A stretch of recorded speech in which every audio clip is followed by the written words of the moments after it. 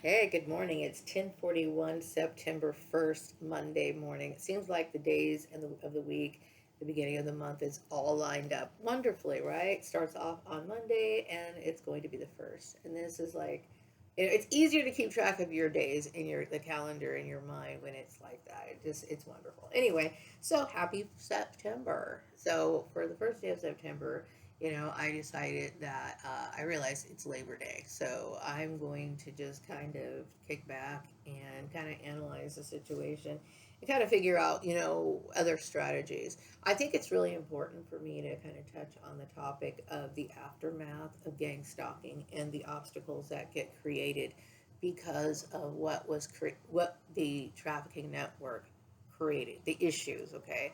Like I said, one of the reasons why I created Gordon's Occupational Engineering is because I understand that when you're a targeted individual, things like online job boards become infiltrated with not just the perps, but you get other people who want to join in, co-sign, whatever, and it becomes a very unsafe person to look for a job on uh, these networks, these job boards, and it's something that is a tool that is often used in human trafficking.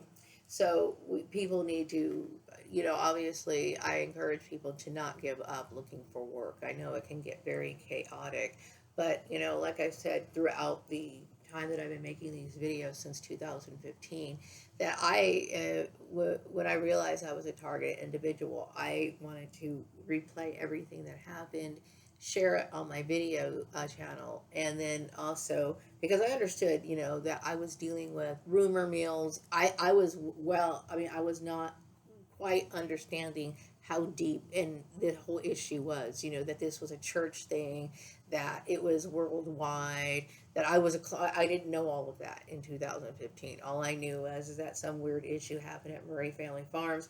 I started realizing, thinking about other jobs I had, thinking about, oh my goodness, back in childhood, I realized my family was starting to act weird, and then I started putting things together. Okay. And it's unfortunate that people get put up in these setups, but I do know that my father's apparition is one of the things that ignited this issue. Okay, like I said, I am just now coming to understand that I was once an apparition that followed my father. We are a pair of spirit beings who are very closely united throughout the ages. Okay, and we have very highly illuminated spirits, and it is because we are holy. That is why. And the intuitive messages that I'm getting right now is that people do understand and accept why I chose a single path. It's because, like I said, before I was even aware of me being I would say, a part or a indirect part of the MK Ultra. I know that I was originated through the offshoots of Operation Paperclip, the whole Joseph Mengele, and then we had people who were working underneath, under with underground crime syndicates to send me here and all these other issues. Okay, so I understand the formulation of how these black market babies get into the system and all this other stuff. They become clones. Some of these people go on to be actors. Some of them go on to be singers. Some of them go on to be politicians, so on and so forth. And some of these people are street people. I'm going to call myself a street person. Why? Because I don't hold an official title. I'm not a celebrity. I'm not somebody who's into politics. I'm just one of the street people, meaning like I work regular jobs and live in neighborhoods, housing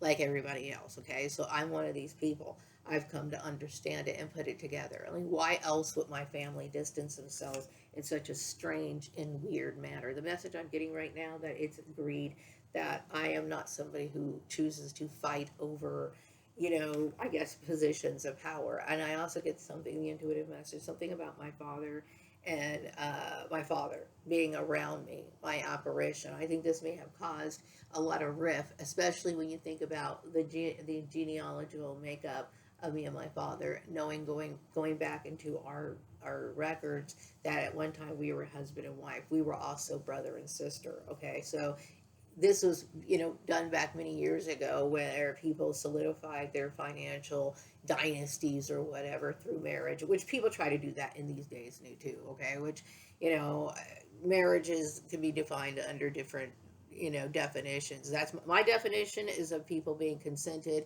according to the law. And then we have some people who want to be a part of trafficking networks and kind of force you into strange and bizarre marital situations. But yes, okay. And I think this caused a lot of tension in my family. I think it was a poor choice for the cloning operation to encourage, that sort of adoption, knowing that I was, at one time married, even though I think it's silly, because I only looked at my father, James Gordon, as my father. Like he was what do you call it? My buddy, someone I loved and adored as a father. There was never anything incestuous or any sort of anything like that. To imply that was just absolutely ridiculous. But whatever, I get the feeling that it caused a lot of tension within my adoptive family, which just made them go out of their minds. Okay.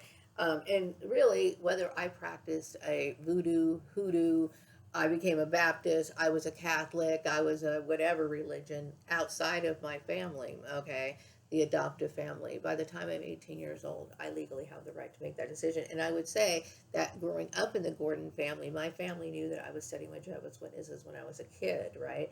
And so my parents made a rule, okay, you can join a religion by the time you're 17 years old. When you're 17 years old, this came out of my parents' mouth, okay, you can choose what religion you want to be. Okay, so for my brothers and sisters to jump on this bandwagon, I find it absolutely obnoxious. Okay, so obviously this was human trafficking, and obviously my siblings, my adoptive siblings, jumped on the bandwagon just so they could get their little nudges and punches in. Okay, mind you, I will tell you, throughout my life, even though we've had disagreements, I never, I never once not or would have ever done anything like this to any of my siblings. I seriously, when my brother said that he had cancer, I was upset about it. I remember like not even being able to focus, and do my regular duties when I heard that, because I was worried about my brother. There was a time where my mom accidentally fell off the stool while she was washing her windows many years ago, right? And when I found out, because one of the neighbors contacted me, and I came down to where she lived and everything, I was concerned about the welfare of my family. Okay, but see, this is where it gets sick. These people never gave a shit about me in the first place. And it's all very disturbing to me that you would be set up, a person would get set up in some sort of arrangement like this. Okay, so yeah, I'm very upset and disturbed by it. I wake up every morning and I'm like, oh wow, like this MK Ultra thing is just a bit much for me, to have the fake family and to have my family and siblings participate in some sort of community harassment against me. You know what I mean? I can't forgive that. As the other two messages I'm getting is that people know that I'm innocent, and the other races being alien races, okay, which really breaks down to other races like, Hispanics, Asians, and whatever, from the past were responsible for these issues. So going throughout my life, going back to C.B. Braganza and all the way before that, I understand that C.B. Braganza was a very unique individual who sparked a lot of interest and intrigue among the people who was around, okay, because he obviously had a very unique way of life. And because maybe he was around, he obviously, I don't think C.B. Braganza's, what do you call it, living arrangements, okay, were much different than Maria Gordon. Meaning, like, if he understood that people were, kind of being a little bit too forceful, making him feel uncomfortable, or making him feel, pressured all the time, he never naturally is going to just move on to something else. And sometimes what that does to the people who are trying to bully you, it ignites them to get angry, even more angry, because what they want you to do is they want you to want them.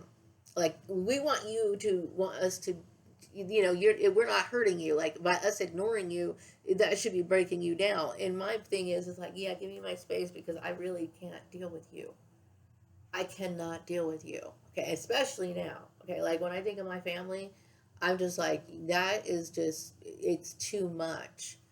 You know what I mean? This is what causes, like, the blackouts. Some people can have mental blackouts and stuff like that. That is something, because that is a form of betrayal that I just cannot, I can't deal with. You know what I mean? And it's indicative of somebody being in some sort of weird operation paperclip where they're so focused on their target, so focused on trying to one up their target that they do not have a problem setting you up in families that are absolutely pathological.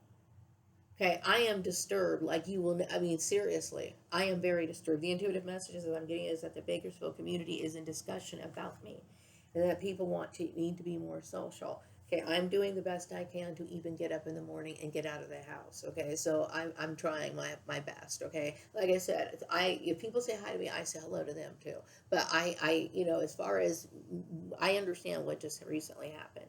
Okay, and yes, you have to understand from my point of view. Yes, of course, I'm disturbed by it. Okay, I understand that people in this community recognize that I have some sort of, divine connection or whatever. The message I'm getting is that a lot of people who are women who do support me. I do understand that. I sense that too.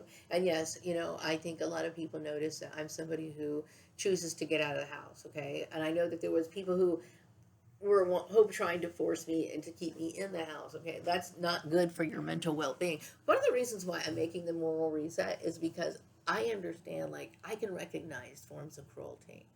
I recognize forms of cruelty because I am properly trained in etiquette, human behavior, okay? And see, I feel as though I've noticed that a lot of people, and not just in me, my interactions and the forced interactions that I've had to deal with or endure, I should say, okay?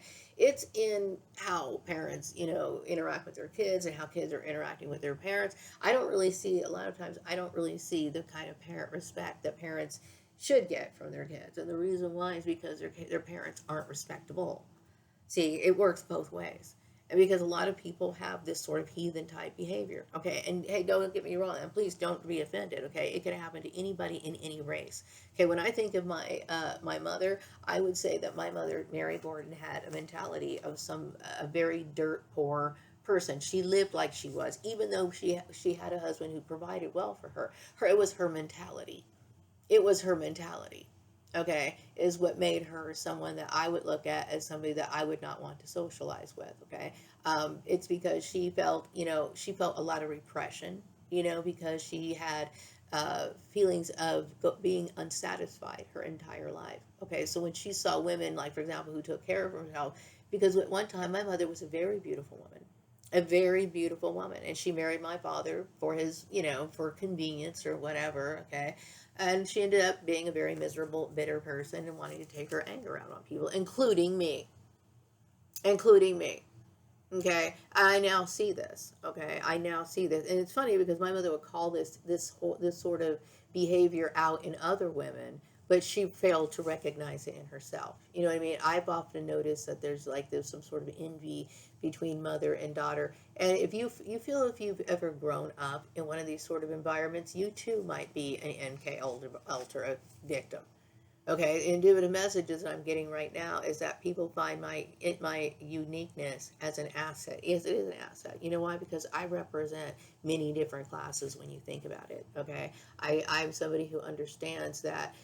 I've dealt with people who thought, oh, she's weird, or I don't really think I'm weird. Like I said, I remember when I was dealing with bullying many years ago, and there was a girl who was saying, oh, you're acting as if everybody's wrong, and you act like everybody's. And I looked at her straight in the eyes and I said, yes, everybody's wrong. Just like I'm coming to understand that we have been under MK Ultra mind control for the very longest time. Okay, and there's still effects of it to this very day, which is one of the reasons why I'm sitting here making things like Gordon's occupational engineering. Why? Because people they act as if they are mind controlled. They do not have common sense. Okay, and then you have leaders that are corrupt, and the reason why they're corrupt is because they never had a proper foundation from the very beginning. There's a lot of people who don't understand common etiquette, and we've always looked down upon these people. The upper class, okay, have always looked down upon these people as what they are. Okay, and what that is human scrap heap, basically. Because a lot of people, they want to stay ignorant. They're completely fine to stay ignorant in a darkness bubble, and these kind of people are extremely dangerous. Just like people, I remember when I was working at Murray Family Farms, I was talking about hiring and termination procedures and why I felt as though those things were important. Now, I'm not going to mention anybody's name, okay, but there was the general manager, there was a couple of the retail managers, and we were in a meeting and they were talking. Oh, I was too formal. The things that I was talking about were, just unnecessary. That was just stupid. We're here to have fun. I couldn't agree more. I think people should enjoy their job. They should add novelty to their job. But you know what? There's reasons why. And so now we're coming down the line, 12 years down the road, and I'm the result of what these people did not want to understand or adhere to because they had no respect for the law. The intuitive message I'm getting right now is something about me being a person who, okay, yes, yes, I'm somebody who is unique because I'm somebody who, yes, I believe in smoking marijuana. I'm somebody who accepts marijuana, okay? And personally, like I said, that is a personal issue. Okay, marijuana had become legalized. I forgot what year it's been. It's been quite a long time, okay? And when things become legalized, I know there's always going to be people who it becomes an issue of not a legal issue, but it becomes an issue that everybody is going to have subjective morals towards. Okay, just like there are some religious people who will only take wine if they are possibly maybe participating in a weekly religious ritual. There are some people who would eliminate any sort of alcohol, period, and they're going to serve grape juice instead, right? There are some people who, they might drink alcohol on occasion. There are some people who drink a glass of wine every evening. And both issues, both substances, right? You have alcohol and you have your marijuana. Both substances is to do what? Alter your state of consciousness. And mostly it's for relaxation. I would say marijuana for me as an adult, as a 54-year-old woman, I need that form of relaxation. Okay, and some people would say you're doing it to self-medicate. Okay, I don't trust the medical system. Okay, and aside from that, I personally feel as though I have my mind is receptive to marijuana. Okay, and I think it's because a year in, year out for every century, somehow, even through it out with the times where it was illegal, okay, I have always partaken with marijuana. Marijuana is something that is almost cultural to me. And I would like to say there's people such as the Rastafarians who look at marijuana as a sacrament. You know what I mean? Some people look at marijuana as holy. Okay, I would be leaning towards that spectrum. Okay, I do think that marijuana has its uses for those purposes, and it has for centuries. This is one of the reasons why so many ancient cultures that people look at as civilized and impressive partook of marijuana. Okay, so I don't have an issue with it. Now I know that it has always been portrayed as something like you're a social deviant if you do that. There's a lot of things that are normalized now in society that people partake of, participate in all the time, that originated from things that they at one time in history was looked upon as, oh, that's taboo, that's odd. Like, just for example, like today, a couple of days ago, or was it 2 days ago? I don't know what it was. But this last weekend, I was on social media, right? Out of complete, utter boredom, right? Because I wanted to step away from my writing projects for a while and I just wanted to think about something else. So I wanted to look at cute teddy bears and doll houses and all this other stuff, right? But I had stumbled upon this one of these fact type videos, right? And they were talking about, because I love clothes, everybody knows that, right? And so it started talking about the history of things like certain patterns and designs, okay? And this is one pattern that I didn't think about before, so I was interested in that. So everything has its origination. And so the topic they were talking about was is that how stripes was usually something that was associated with things that were different or people who were kind of outcasts. You notice that certain people or certain characters wear stripes, like for example memes or clowns or people in jail. Okay, so it always had some sort of symbolism to it, right? But now, things like stripes are incorporated into everyday fashion. Okay, it no longer conjures up those things, okay? But they all come from somewhere.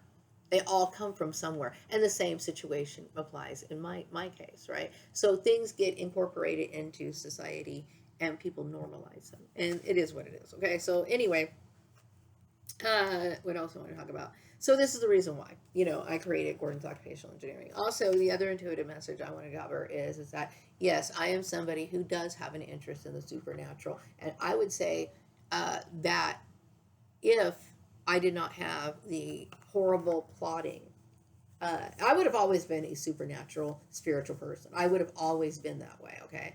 But I think I would have had more activities to do in life, more participation on the outside, meaning like I would have been more active in my life had I not been gang stalked. Okay, so I would say that my life is 95%, focused on meditational, spiritual things. Okay, but I did pursue things that were secular. Like there were times I remember taking a guitar lesson class. Okay, I remember trying to join dance classes and stuff like that. I've always dealt with the bullshit, the targeting or the intrusion or the making me feel uncomfortable. So it just got difficult for me. So then I would just wrap it up. See, but I was never really allowed to have that because of the targeting.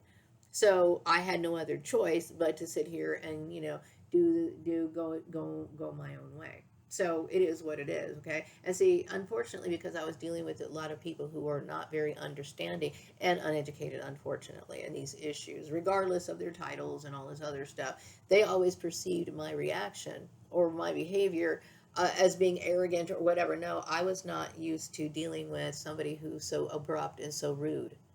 So it was like, oh, okay, I don't think I can handle this. I'm never coming back. So this is one of the reasons why I would join like dance classes, and then all of a sudden I would quit them because it was just like becoming a nightmare for me. So other message I'm getting is that yes, I am a weed smoker. I am angry at the fact that the community was like spying on me, communicating, and all this other stuff. It is a private issue. Okay, marijuana is a option, just like alcohol is an option, but there's always limits to it. Yes, I believe in the freedom of marijuana, okay, but I understand there's also limits to it. Like, for example, I know not to smoke and drive. I know not to put that in the presence of children. I understand those things, okay, and the same thing with alcohol. You don't let children have give them alcohol. You don't give them you lock it away. You don't drink and drive. Same thing. Okay, so and honestly, I think it's obvious that marijuana has never affected my mind in a way where like I'm late for work, I'm unorganized, I can't do this. It's never been anything like that. Okay, so it's never so. When it comes to the alien races and stuff like that, who were misunderstanding that, and I know, see, also I was dealing with people who wanted to see me as an inferior person. This is what they truly wanted to do. Because this, and I would say that this is a reaction with a lot of racist people. Okay. And like I said, I did break it to them gently that this was a racist behavior. It was done for racist reasons. It was a form of cognitive dissonance. It's anything. In their mind, they wanted to believe that I was deserving of this bizarre behavior. I was at fault, and I've never been at fault. Okay, so yes, there is peace with the alien races. The other messages I got is that the California Senate members do support me. I do appreciate that. The other intuitive message I'm getting is that people want to see. Oh, apparently a lot of conservatives are adapting and understanding my thing. Okay, and like I said, I've never got into politics. I've always accepted me being kind of the loner. Okay, I would say since I was in high school, it's like, yeah, you know what? When I was younger, I was like, oh, this is like rejection. I don't understand. And when I was in my earlier 20s, I would say, like, okay, I really don't want people always being mad at me. And I would try to make it better. And then it was just like they would take that opportunity and use it for more abuse. So you have to, at some point, you have to stand up and say, you know what? No, I have to stand up and I have to say no. And I have to explain to these people why. No, that you're wrong. That you're wrong. Okay? You're wrong. And so they know that. Anyway, the intuitive message I get is that the network now understands why.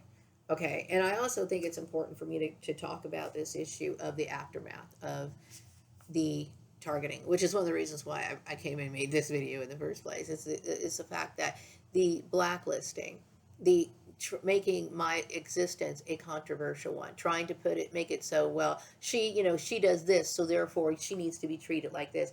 you are not in a position to discipline me. There's only one thing that can discipline me, and that is if I step outside the boundaries of the law and do something illegal. Then that is something that the court system handles. It is never the responsibility of a community to tell other people how to live, how to act, try to force their views and opinions on them. That is illegal to do.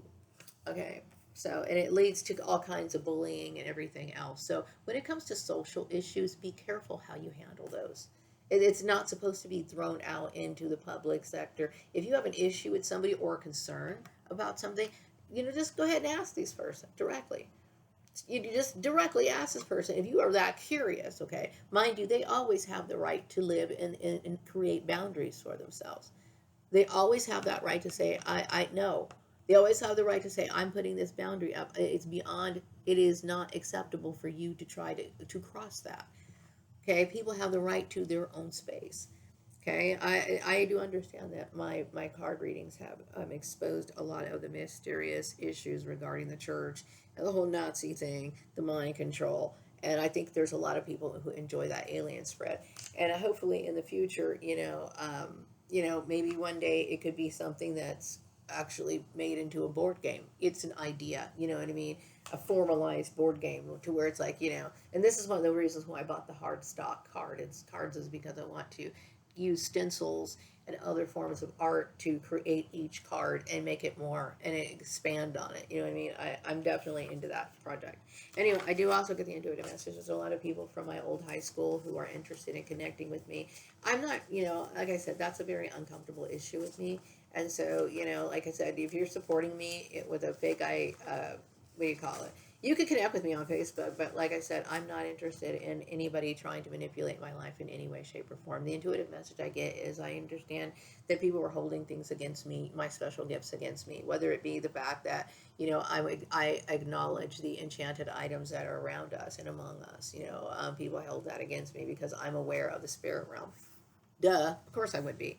Okay, and at this stage of the game, I know that I have been prevented from, having any sort of voice, any sort of anything. I mean, it's a shameful way in the way that I was treated, and it was a lack of respect. And I that is something I have an issue. I have an issue with. Yes, I do have the what do you call it? The metaphysical type abilities that has the yes. I'm able to control certain forms of what do you call it? Yeah, I have the power of mysticism. I have certain occult powers. Yes, I do. Um, so, yeah, I'm recognizing injustice. Also, yes, it is important. I think people understand in this community that my clothes are important. And I find it offensive when, people try to take ownership of other people. You know what I mean? Like I said, there are certain things that I don't myself accept and believe and want for myself. And I believe I use the subject of tattoos. Okay, there's stuff in the Bible that clearly indicates that tattoos are not acceptable. They're not acceptable. Okay, at least in the Old Testament. Okay, in the Old Testament. Okay, so I understand. I know. I remember seeing that there was a lot of type muscular dudes who had like crosses and praises to God on their body. And there's also people who have regular tattoos, like lightning bolts or unicorns or whatever kind of design that they have. Okay, and I don't sit here and judge them. I don't sit here and block this person or just mistreat them, or if I see them I'm ignoring them, or I'm not going to be doing anything. No, it is what it is. Okay, I would take their order, I would have to process whatever, and I don't hold it against them. I don't have that kind of malice or that sort of I don't have that sort of hatred in my heart like the people that I've dealt with. I'm not like that. I don't care. You know what I mean? I also think it's their personal choice, and I also understand why people make certain choices. I personally think that a lot of people who are into tattoos, like with that, people who have it all over their body, just like on their back, their arms, and stuff like that, I think it has something to do with the past life where they were associated with some sort of tribe, like a tribal type thing. They might be Native Indian or something like that that draws them to this sort of stuff. You know what I mean? There's other races or cultures that made use of things like hand paint, paints and stuff like that. That sometimes I think it's a past life thing, okay, and I accept that for who it is. I it's never been my idea to suppress anybody.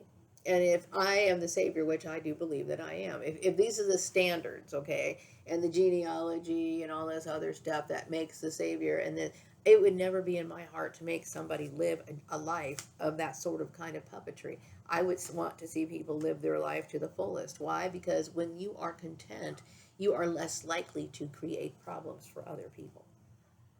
And that's a fact, right? That's a fact. So it's your responsibility to find your contentment. It's each person's responsibility to find their contentment within themselves and find the sort of things that identify with themselves that gives them that added part of their personality. And for a lot of people, it's been suppressed for a very long time. And sadly, it's been done so through religion.